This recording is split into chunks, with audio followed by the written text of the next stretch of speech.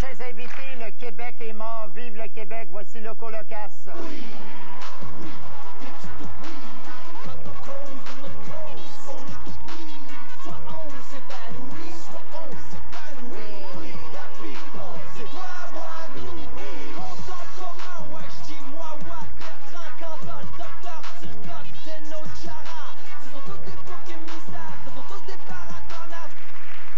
Biz, Batlam, Shafik, bienvenue à Tout le monde en parle. Au printemps dernier, vous avez lancé Le Québec est mort, Vive le Québec, le 4e CD des Loco Locass. Le 6-7 décembre prochain, ce sera votre entrée montréalaise au Club Soda. De quoi le Québec est-il mort au juste? Bien, on assiste à sa mort lente à la commission Charbonneau à chaque jour. Il y a une partie du Québec, ce Québec-là, ce vieux Québec corrompu, lui doit mourir. Il va mourir et c'est tant mieux. Et il y a quelque chose d'autre qui va renaître, qui va prendre sa place puis qui va nous faire avancer. Vous autres, vous êtes comme un groupe nationaliste ou... C'est pas clair. Il y a mieux pas parler de politique. On est des nationalistes inclusifs. Okay. J'aime mieux dire ça maintenant parce que le mot nationaliste, bizarrement, peut avoir une connotation négative. Nationalisme inclusif. Et tolérant. Sur votre CD, il est question de l'identité québécoise, de l'anglicisation de Montréal, du suicide chez les jeunes et du jeu compulsif. Comme on peut le voir, c'est un CD qui déborde de joie de vivre et d'insouciance. On va en écouter quelques extraits.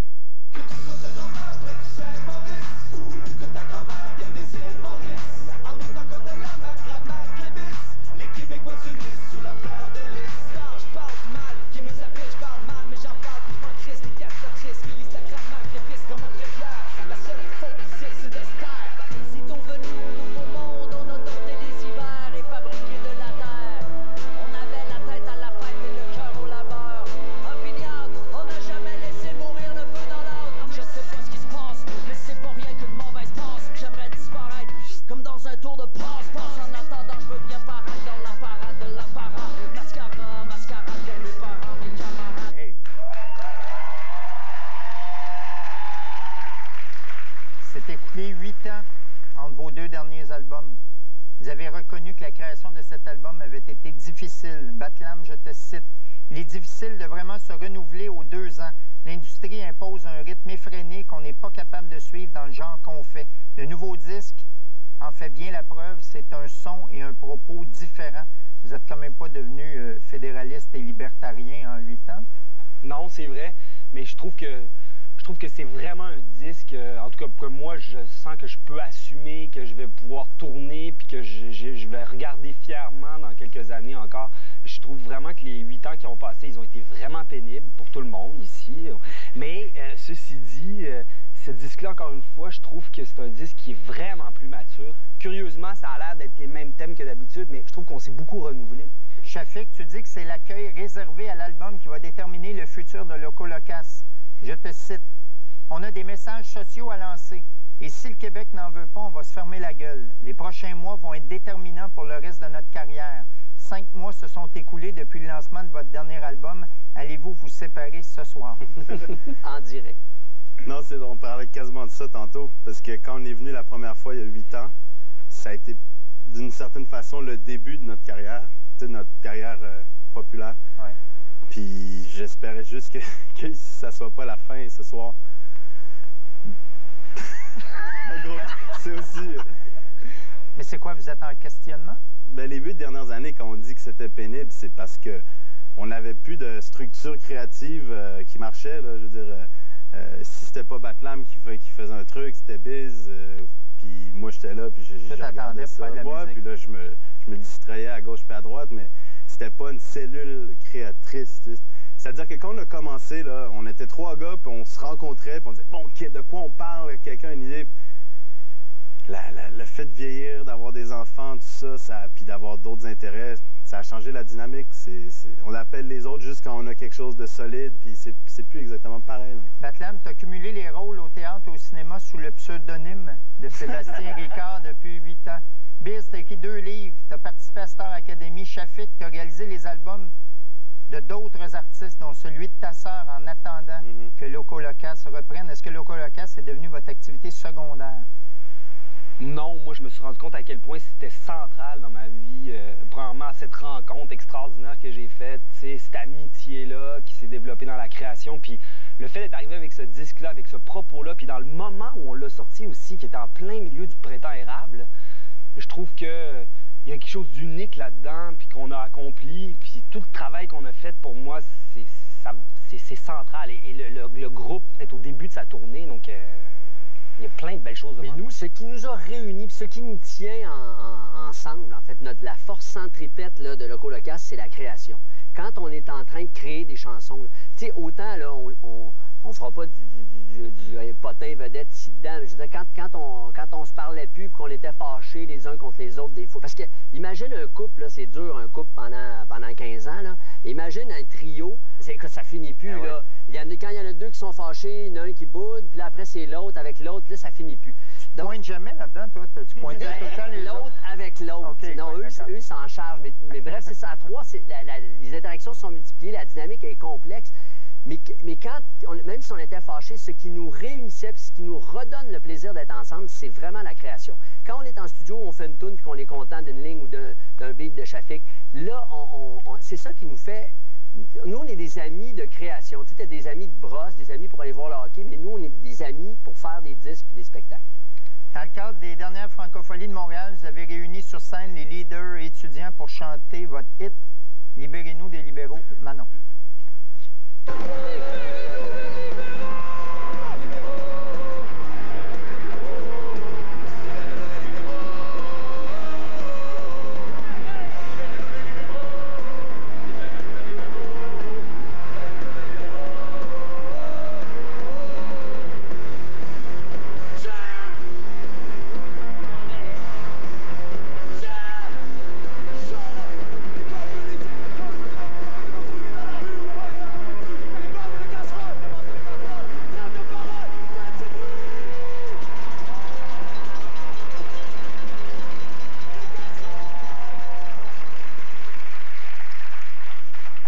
Ça, c'en est tout, hein? Des gratteux de guitare, de manger de moi. C'est ça, hein? C'est exactement ça. On a surtout vu l'école de la Montagne Rouge là-dedans, pas vraiment vu les leaders, mais ouais, ils étaient tous là, il y avait 5. Mais il y avait une frénésie extraordinaire, hein? C'est peut-être le show où ça a été le plus hot. Écoute, ça a été un des shows où nous, musicalement, où on était le moins bon, c'était le premier d'une longue tournée. Mais au niveau du public, au niveau de l'ambiance, c'était de loin le meilleur show qu'on a fait notre vie. C'était... Moi, je ne sais pas combien je paierais pour revenir une demi-heure avant ce spectacle-là. Ah, une heure avant, on avait demandé... Tu sais, parce qu'à l'époque, ce printemps, il y avait une sorte d'incertitude à Montréal, pour les festivals, tout ça, puis les manifs à chaque soir, tout ça. Donc, les gens ne savaient pas trop comment réagir.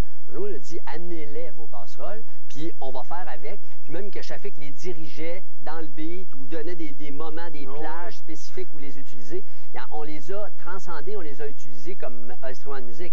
C'était extraordinaire. Là. On avait vraiment l'impression d'être en symbiose, d'être en phase avec ce qui se passait au Québec, puis d'être utile, en fait. Batlam, tu as déploré que Loco Locas n'ait pas été invité à participer au spectacle Hommage à Denis Blanchette, le technicien tué par balle le 4 septembre dernier lors du rassemblement du PQ au Métropolis. Je te cite. C'est un événement qui a été systématiquement qualifié d'acte isolé d'un malade mental, alors que tout l'aspect politique a été évacué d'emblée. Toi, tu crois que l'attentat perpétré par Richard Bain était politique? Bien, si tu parles d'attentat, c'est déjà le dire un peu. Je pense que c'est certainement quelqu'un qui était un peu désaxé, mais je pense que d'évacuer la question politique derrière ce geste-là, je trouve ça malsain pour la société québécoise. Je veux dire, il y a quand même quelque chose qui s'est produit là et qui concerne la réalité québécoise, cette cohabitation parfois très difficile entre les communautés francophones et anglophones. Et je pense que ce geste-là, je trouve ça dangereux et symptomatique du Québec qu'on ait voulu complètement évacuer l'aspect politique. D'ailleurs, tous les attentats, entendons-nous, là, les attentats de Kennedy ou de Luther King sont tous commis par des gens qui ne sont pas sains d'esprit. Faisons juste imaginer un espèce de Québécois, capitaine Fleur de Lys, qui s'en va tirer sur Harper à Calgary le jour des élections. Je veux dire... Puis qui dit les Québécois se réveillent. Ouais. Ouais. Utiliser notre ricochet et... Comme dans le fameux jeu. Puis ce que je disais aussi dans ce truc-là, qui m'a été reproché comme un comble d'arrogance, je disais que je trouvais vraiment curieux que Loco soit pas invité à ce spectacle-là. Tu sais, je veux dire, on vient de sortir un disque, on parle de ces choses-là. C'est comme, non, il faut que ça soit super cool, le fun, on est là, on s'aime, ça. Je trouve qu'il y a un truc, on peut pas questionner ces choses-là, on peut pas en parler, on peut pas remettre en question. Je trouve ça incroyable. Mais moi, par exemple, quand j'ai lu ça, l'article où ça disait qu'on était outrés, tout ça, moi, j'ai été très mal à l'aise. Parce que moi, contrairement à toi, je comprenais pourquoi on ne soit pas invité là, parce que c'est la commémoration d'une personne qui était morte. C'est ce soir qu'on se sépare. C'était pas... Comprenez-vous pourquoi ça a pris 8 ans à faire un disque? Mais ceci dit, je comprenais pourquoi on ne nous a pas invités là. Puis l'article, ça sortait très mal. C'était une mauvaise entrevue dans une mauvaise circonstance. J'ai été mal à l'aise de voir cela parce que à cette personne-là, cette fois-là, c'était pas le temps de décortiquer les rouages politiques de cet attentat-là.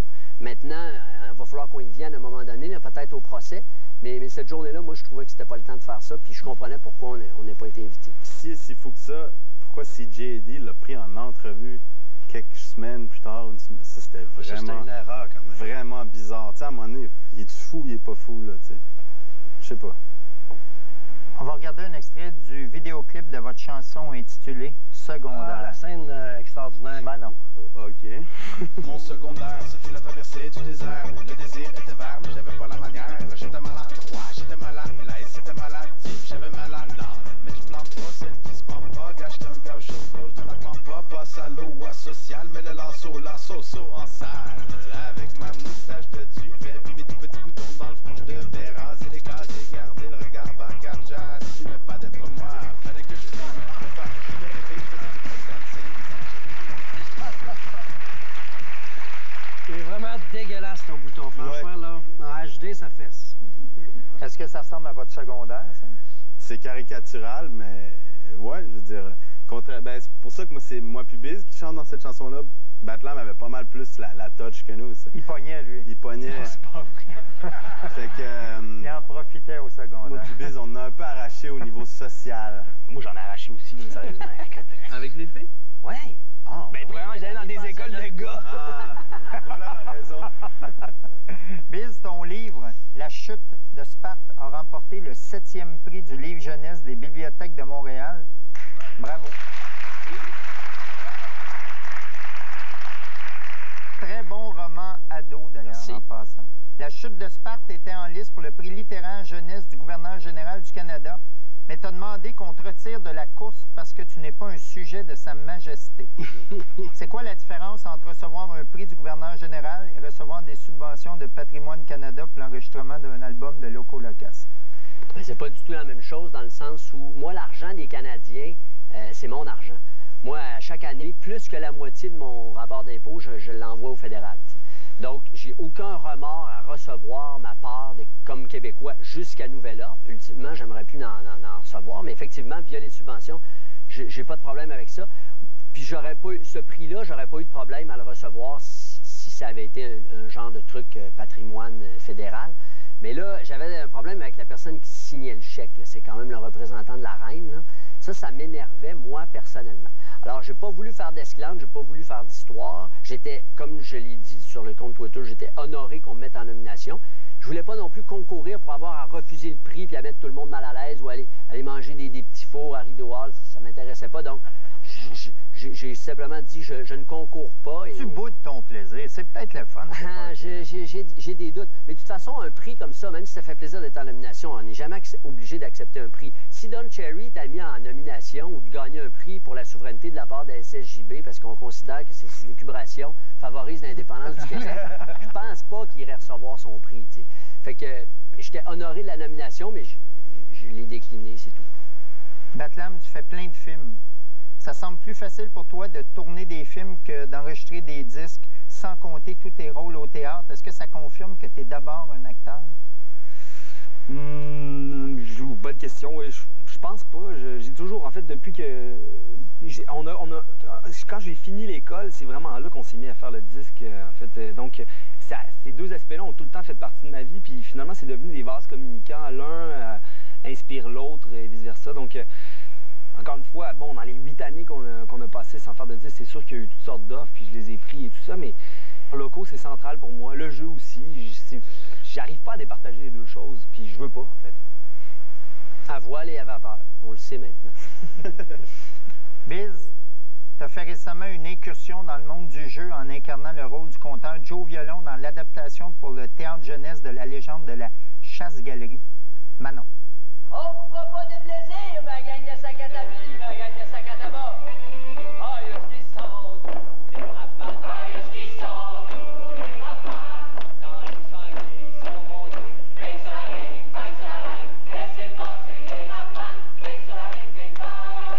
Laissez passer les rapins, bing sur la ring, bing bang.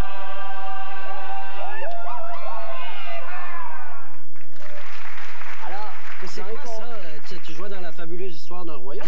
mais vous aurez compris que moi, j'ai pas fait 4 ans d'école nationale. Non, mais je le trouve super bon, moi. Ça, écoute, T'es pas mal le seul, mais non, c'est pas...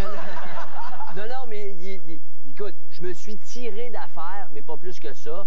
Puis moi, j'ai réalisé que c'était pas mon métier de faire ça. Mais c'était une offre incroyable que je pouvais pas refuser parce que Joe Violon, c'est le personnage imaginé par Louis Fréchette. Louis Fréchette, qui est un des plus grands écrivains du Québec du 19e siècle et qui est le petit cousin de mon arrière-grand-père. Donc, il y avait quelque chose les mots de mon ancêtre que je récitais, moi, quelques 150 ans plus tard. Puis en plus, quand on lit la description de Joe Violon que Louis Fréchette en fait, une espèce de grand mec qui se balançait sur une jambe pilote, un farceur, un ricaneux, toujours en train de raconter des histoires puis de chanter. Il parle de toi. Il parle de moi. Je me vois. Et moi, j'ai une jambe plus courte que l'autre, ce qui fait que quand je marche, les gens pensent que c'est parce que j'ai une attitude hip-hop, mais c'est parce que je boite. Mais ceci dit, ce rôle-là, c'était une proposition, ça passait une fois dans ma vie. Je pouvais pas au moins essayer. Puis j'ai eu beaucoup de plaisir, mais j'ai assez pour réaliser que c'était pas mon métier. Biz, ton passage comme professeur d'expression orale à Star Academy a provoqué de vives réactions parmi les fans de Loco Locass, parmi ton groupe, je ne sais pas encore. Oui, oui. Tu es ami avec Julie Snyder, qui est la marraine de ta fille. Tu socialises avec son conjoint, Pierre Pellado. Te sens-tu à l'aise comme membre de Loco Locass de fréquenter les puissants?